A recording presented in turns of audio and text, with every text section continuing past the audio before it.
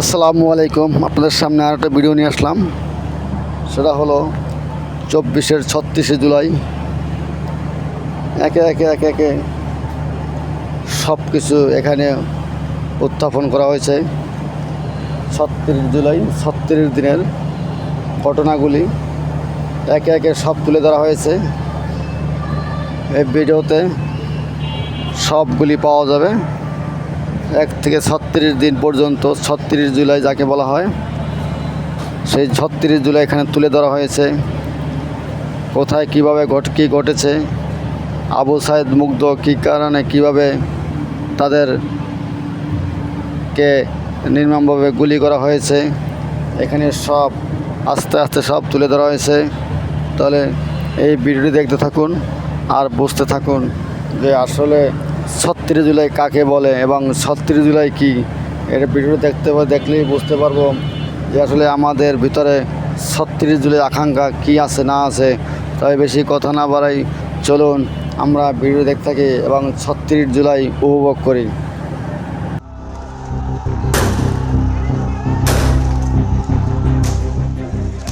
ইতিহাস কখনো স্তব্ধ থাকে না। রক্তে লেখা ইতিহাস নিজেকে তুলে ধরে সময়ের দর্পণে। যে ইতিহাসের শুরু হয়েছিল শিক্ষার্থীদের ন্যায্য অধিকারের দাবিতে, আর শেষ হয়েছিল 15 বছরের এক দীর্ঘ স্বৈরাচারী শাসনের পতনের মধ্য দিয়ে। কিভাবে শাসকের বন্দুকের বুলেটের মুখোমুখি দাঁড়িয়ে তৈরি হলো 36 জুলাইয়ের ঐতিহাসিক জয়। এটি সেই রক্তক্ষয়ী দিনগুলোর আত্মকথন।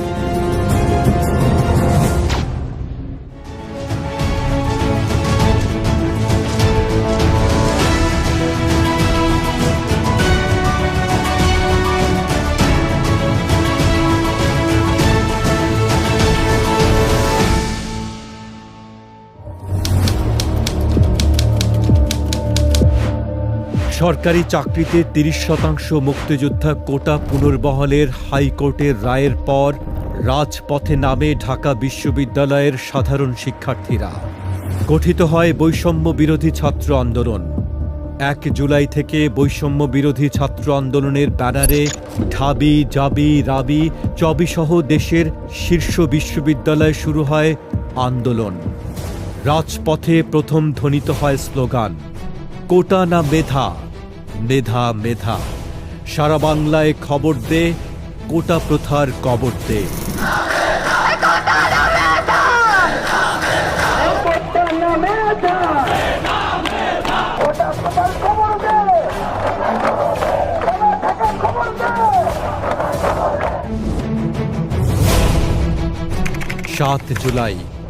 7 জুলাই থেকে শুরু হয় বাংলা ব্লকেড।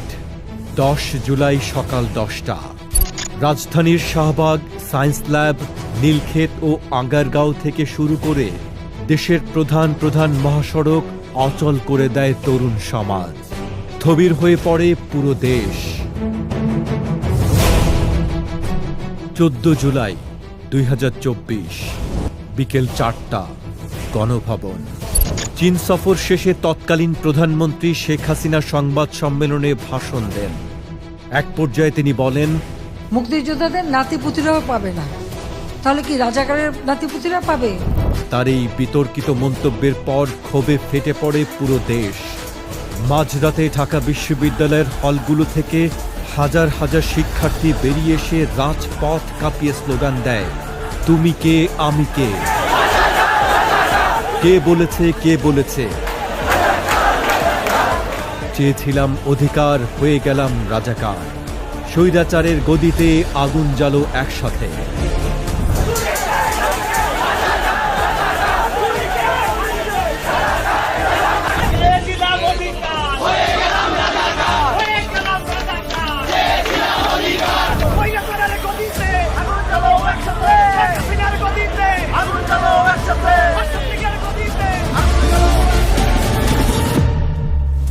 জুলাই 2024 দুপুর 2টা অহংকারে আঘাত পেয়ে রোপণ করা হয় সহিংসতার বীজ।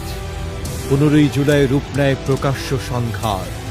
তৎকালীন ক্ষমতাসীন দলের হেলমেট পরা ছাত্র সংগঠন ও আইন শৃঙ্খলা বাহিনীর যৌথ হামলায় রক্তাক্ত হয় ঢাকা বিশ্ববিদ্যালয় ক্যাম্পাস। রোকেয়া হলের সামনে ও মল চত্বর। রড ও লাঠির আঘাতে রক্তাক্ত হন ৩ শতাধিক শিক্ষার্থী।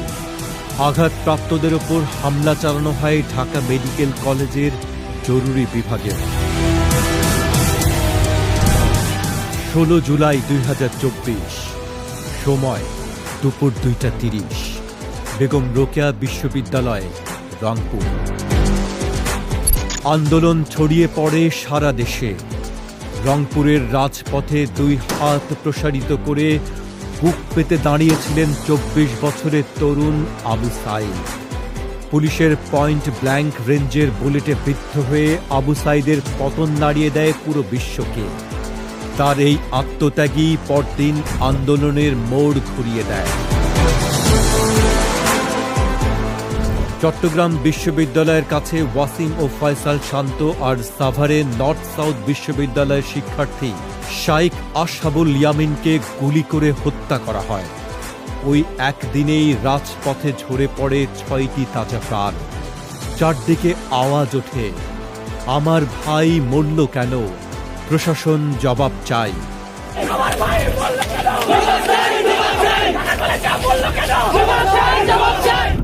আন্দোলন আর শুধু ছাত্রদের রইল না, তা রূপ নিল জনরোষে।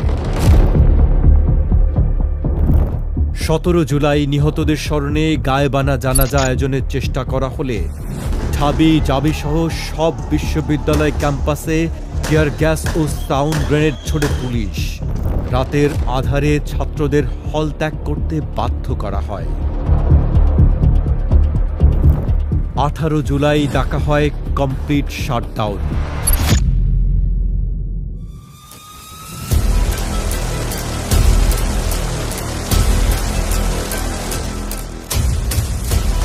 সকাল ১১টায় রাজধানীর উত্তরায় নর্দার্ন ইউনিভার্সিটি ও মাইলস্টোন কলেজের শিক্ষার্থীদের উপর নির্বিচারে গুলি চালানো হয়। রামপুরা, বাড্ডা ও ব্র্যাক ইউনিভার্সিটির সামনে রণক্ষেত্রে পরিণত হয় রাজপথ। পানিতে রাসায়নিক মিশিয়ে ওয়াটার ক্যানন ব্যবহার করা হয়। সেদিন যাত্রাবাড়ি, উত্তরা ও বাড্ডায় গুলিতে প্রাণ হারান মুগ্ধসহ বহু তরুণ। মুগ্ধর শেষ আকুতি, পানি লাগবে কারো? পানি চিরতরে থমকে যায় গুলিতে।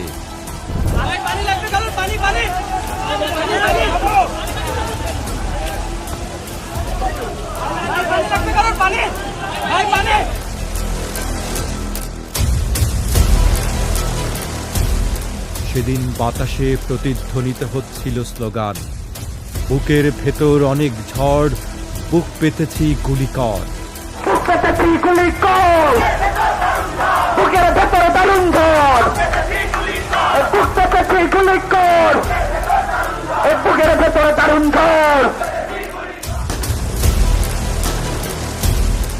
একই দিন রাত ৯টায় রাষ্ট্রযন্ত্র চক্রান্ত করে পুরো দেশের মোবাইল ও ব্রডব্যান্ড ইন্টারনেট সংযোগ বন্ধ করে দেয়। বাংলাদেশ প্রবেশ করে এক অন্ধকার ব্ল্যাকআউটে। ১৯ জুলাই ২০২৪, সময় রাত ১২টা। মধ্যরাত থেকে জারি করা হয় দেশব্যাপী কারফিউ, সেনা মোতায়েন। জারি করা হয় শুট অ্যাট সাইট কারফিউ। শুরু হয় অন্ধকার অধ্যায়, ঐতিহাসিক জুলাই গণহত্যা।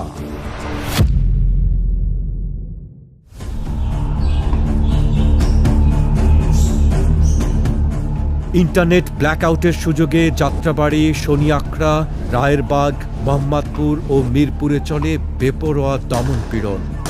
হেলিকপ্টার থেকে ফেলা হয় টিয়ার গ্যাস ও রাবার বুলেট। ওই দিন সারা দেশে প্রাণ হারান অন্তত ৬৬ জন।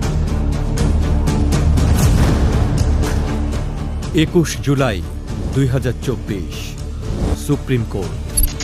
সুপ্রিম কোর্টের আপিল বিভাগ কোটা কমিয়ে ৭% নির্ধারণ করে, কিন্তু ততক্ষণে নদীর পানি বহু দূর গড়িয়েছে। হাজারো সহপাঠীর রক্ত দেখে ছাত্র সমাজ আর কোটা আন্দোলনে সীমাবদ্ধ ছিল না। ২৬ জুলাই আন্দোলন দমাতে সমন্বয়কদের তুলে নিয়ে যাওয়া হয় ডিবি কার্যালয়ে। এদিন রাজধানীর গণস্বাস্থ্যনগর হাসপাতাল থেকে নাহিদ ইসলাম, আসিফ মাহমুদ ও আবু বাকের মজুমদারকে তুলে নেওয়া হয়। 27 জুলাই সায়েন্স ল্যাব এলাকা থেকে ডিবি হেফাজতে নেওয়া হয় সার্জিস আলম ও হাসনাত আবদুল্লাহকে। 28 জুলাই ভোরে বাসায় হানা দিয়ে নিয়ে যাওয়া হয় নুসরাত তাবাসসুমকে। জোরপূর্বক বিবৃতি দিয়ে আন্দোলন প্রত্যাহারের নাটক সাজানো হলেও রাজপথ তা প্রত্যাখ্যান করে। 30 জুলাই 2024 ডিজিটাল প্রতিরোধ। জুলাইয়ের লাল রঙে ছেয়ে যায় ফেসবুক সহ সামাজিক যোগাযোগ মাধ্যম। প্রতিটি মানুষ তাদের প্রোফাইল লাল করে জানান দেয়, আমরা শহীদের রক্ত ভুলিনি। 3 আগস্ট 2024 সময় বিকেল 5:30 কেন্দ্রীয় শহীদ মিনার। শহীদ মিনারে উপস্থিত হয় লাখো মানুষের জনসমুদ্র। অভিভাবক, শিক্ষক, সুশীল সমাজ, রিকশা চালক থেকে শুরু করে সর্বস্তরের মানুষ রাজপথে নেমে আসেন। রাজপথ তখন নতুন স্লোগানে মুখরিত, দফা 1 দাবি 1, স্বৈরাচারের পদত্যাগ। দফা 1 দাবি 1, হাসিনার পদত্যাগ। দফা 1 দাবি 1।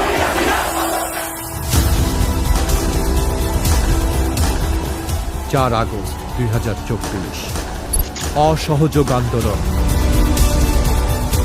4 আগস্ট ছিল ইতিহাসের অন্যতম রক্তক্ষয়ী দিন। সায়েন্স ল্যাব, শাহবাগ, ধানমন্ডি, উত্তরা ও যাত্রাবাড়িতে মুখোমুখি সংঘর্ষে রাজপথে ঝরে পড়ে আরও শতাধিক প্রাণ। পুরো ঢাকা পরিণত হয় বারুদের স্তূপে। রক্তের স্রোত ডিঙিয়ে আন্দোলনকারীরা ঘোষণা দেন পরবর্তী দিনের কর্মসূচি, মার্চ টু ঢাকা।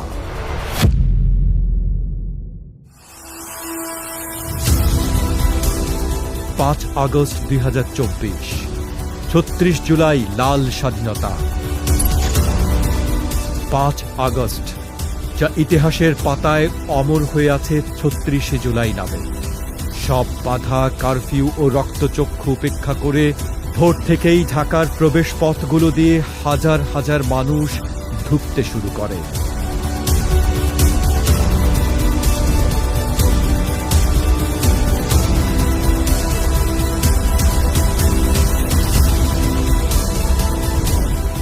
সকাল 10টা। লাখ লাখ মানুষ উত্তাল সমুদ্রের মতো ঢাকার রাজপথে প্রবেশ করে। যাত্রাবাড়ি, উত্তরা, মিরপুর, সায়েন্স ল্যাব থেকে গণভবনের দিকে জনস্রোত। পঙ্গপালের মতো মানুষ নেমে আসে রাজপথে। সকাল 11:30 সেনাপ্রধান ও জ্যেষ্ঠ সামরিক কর্মকর্তারা শেখ হাসিনাকে জানান, অগণিত জনতার উপর গুলি চালিয়ে আর নিয়ন্ত্রণ সম্ভব নয়। দুপুর 1:30 শেখ হাসিনাকে পদত্যাগের জন্য 45 মিনিটের চরমপত্র দেয়া হয়। দুপুর 2:30 শেখ হাসিনা পদত্যাগপত্রে স্বাক্ষর করে সামরিক হেলিকপ্টারে চেপে ছোট বোন শেখ রেহানা সহ ভারতে পালিয়ে যান।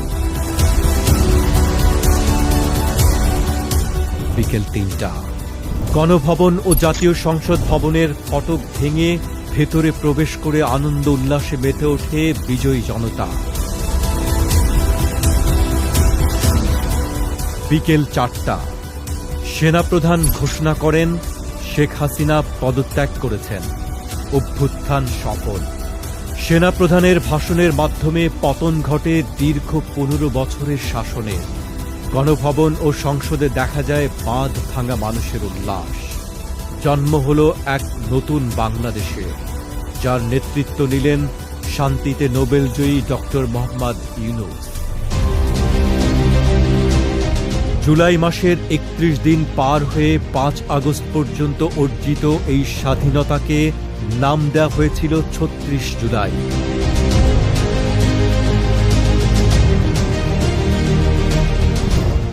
আবু সাঈদ, মুগ্ধ, ফারহান ফাইয়াজদের রক্তে ভেজা এই বাংলাদেশ আর কখনো স্বৈরাচারের কাছে মাথা নত করবে না। এই অভ্যুত্থান কেবল একটি শাসনের পতন নয়, এটি ছিল অন্যায়ের বিরুদ্ধে তারুণ্যের অদম্য বিজয়ের মহাকাব্য। আমি তো দেখি না। এই রক্তস্নাত বিজয় কোনো সাধারণ রাজনৈতিক রদবদল নয়, এটি একটি প্রজন্মের স্বাধীনতার গল্প। সহস্রাধিক শহীদের প্রাণ এবং হাজার হাজার পঙ্গুত্ব বরণ করা মানুষের রক্তের উপর দাঁড়িয়ে তৈরি হয়েছে এই নতুন বাংলাদেশ। জুলাইয়ের এই আত্মকথন আমাদের মনে করিয়ে দেয়, অন্যায়ের প্রাচীর যত উঁচু হোক, জনস্রোতের কাছে তা ভেঙে পড়তে বাধ্য। কবে তোমার